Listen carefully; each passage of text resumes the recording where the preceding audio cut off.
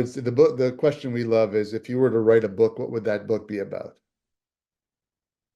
And that gets people talking about what matters to them. And it almost is never business, by the way. It's always something else. Now, so that's the most powerful question we ask, because it's a macro question that dives to what's important to people. So once you have that and you get a sense of your passions, then you explore your credibility. And the credibility is, what am I known for? What do I want to be known for? And what am I known for? And how do I close that gap? And I'll give you a quick example. When we got this journey started 3-4 years ago now, I have expertise in marketing as an 18-year agency owner. And then I had expertise in leadership. I said, I don't know how people see me. I put out videos on both. Marketing, I got crickets. Leadership, I got all the content. So I said, people see me as a leader. They don't care that I know a lot about marketing.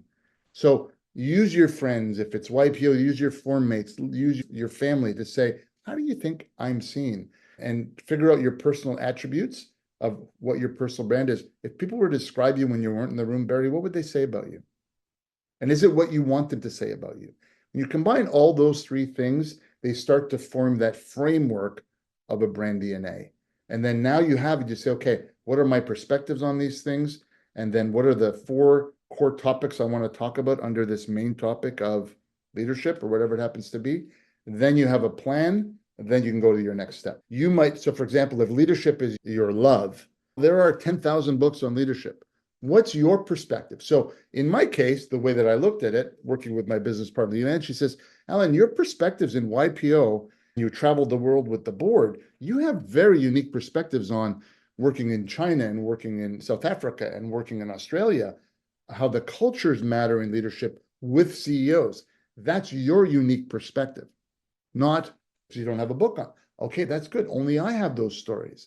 And that's an example of perspectives on a topic as broad as leadership. Because if you think you're wonderful and open and whatever, and people say, oh, he's closed and not curious and whatever, all right, and your form's really good if you're in YPO, or people that know you will tell you the truth.